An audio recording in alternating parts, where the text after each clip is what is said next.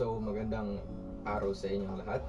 At ngayon ay pag-uusapan natin ang Kabanata 16 ng El Filibusterismo na pinamagatang ang kapighatian ng isang inchik. Ngunit bago tayo magpatuloy ay meron muna akong katanungan para sa inyo. Ano ito? Tama. Ito ay isang pera. Para sa iyo, ano ba ang kahalagahan ng pera sa buhay ng isang tao? Paano ba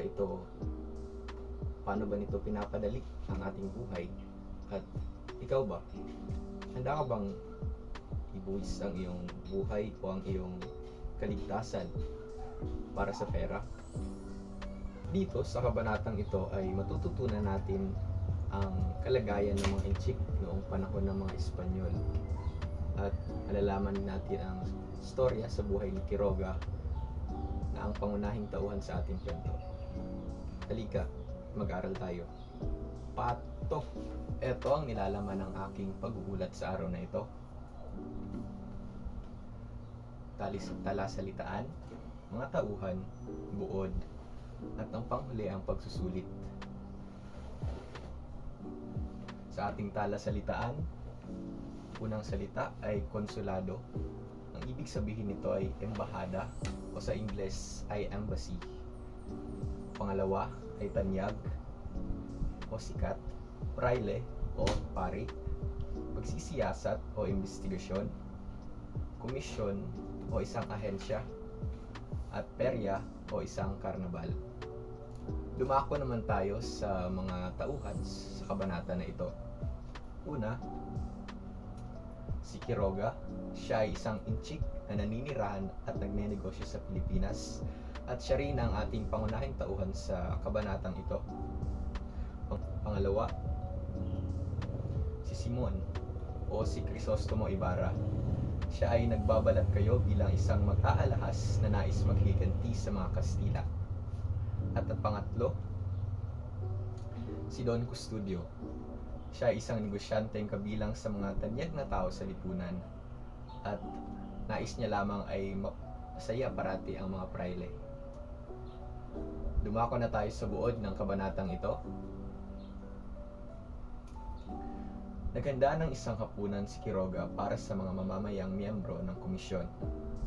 Nais niyang makuha ang loob ng mga mamamayan sapagkat nais niyang magtayo ng isang konsulado ang kanyang bansang China dito sa Pilipinas. Dumalo sa hapunan na ito ang mga tanyag na tao sa lipunan. Kabilang na dito ang mga militar, praile, mga negosyante, at higit sa lahat ay pumunta rin si Simon. Sa hapunang hinanda ni Quiroga ay halos lahat ng mga tanyag o mga sikat na tao sa kanilang lipunan ay kanyang inimbitahan sa nasabing hapunan. Pagkadating ni Simon ay agad niyang siningil si Quiroga sa kanyang utang na nagkakahalaga ng 9,000 piso. Ngunit sumagot ang inchik na mahina daw ang benta ng kanyang negosyo kung kaya't hindi pa daw ito makakabayad. Nakapagtataka sapagkat bakit may kakayahan si Quiroga na maghanda ng hapunan ngunit hindi makabayad sa kanyang utang kay Simon. Ano sa tingin nyo? Isa ba itong taktika ng inchik upang makaalis sa conversation o sa pag-usap na ito nila ni Simon?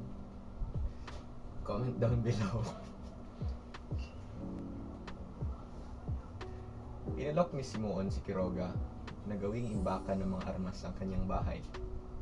Sa pamamagitan daw nito ay babawasan ni Simon ang utang ni Quiroga ng 2,000 piso. Kung pumayag daw ito sa kanyang nais.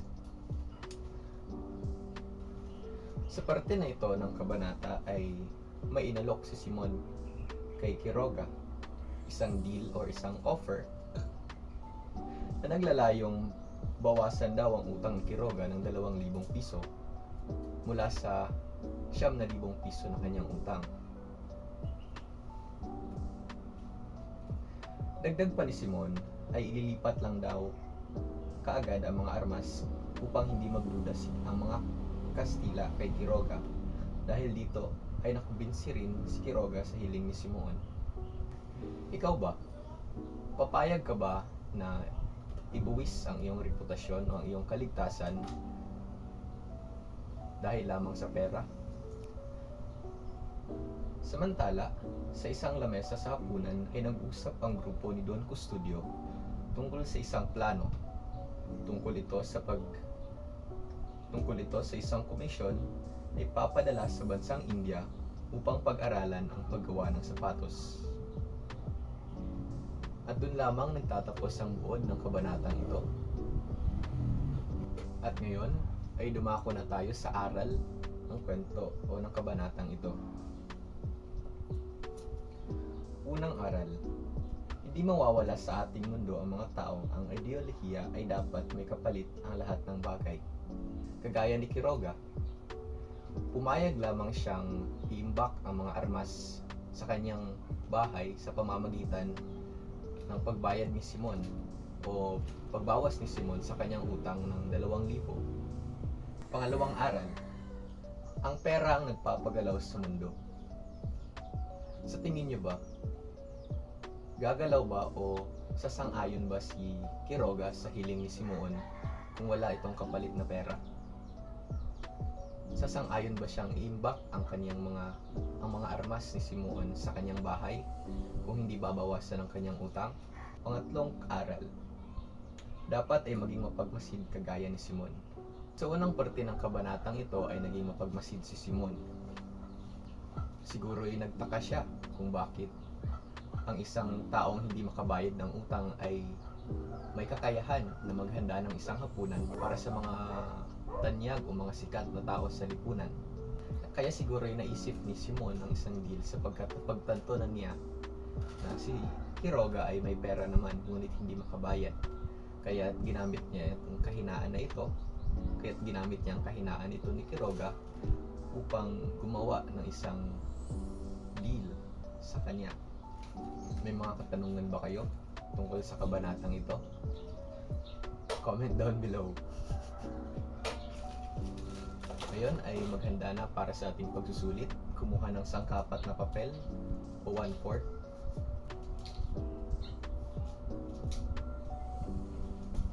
Mga katanungan. Unang tanong, magkano ang utang ni Quiroga kay Simon? A. 2,000. B. 69,000. C. 9,000. Pangalawang katanungan, ano ang ilalagay ni Simon sa bodega ni Quiroga? A. Mga armas. B. Beauty products. O C. Mga libro. Pangatlong katanungan, ano ang hinanda ni Quiroga? A. Paris overload. B. Hapunan. O C. Agahan. Pang-apat, ano ang gustong pag-aralan nila Don Custodio? A. Ang paggawa ng paaralan. B. Paggawa ng baril. O C. Paggawa ng sapatos. At panghuli, ano ang nais na ipatayo ni si Quiroga dito sa Pilipinas? A. Konsulado. B. Konstitusyon. O C. Chowking. At ito ang mga tamang sagot. Ikaw, anong score mo? At para sa inyong takdang aralin,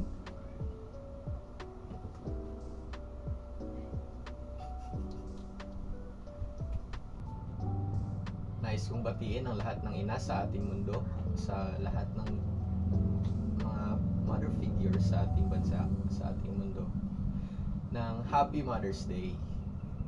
At doon nagtatapos ang aking report tungkol sa Kabanata 16 ng El Filibusterismo, ang kapighatian ng isang inchik. Maraming salamat sa pakikinig at naway may natutunan kayo sa kabanatang ito.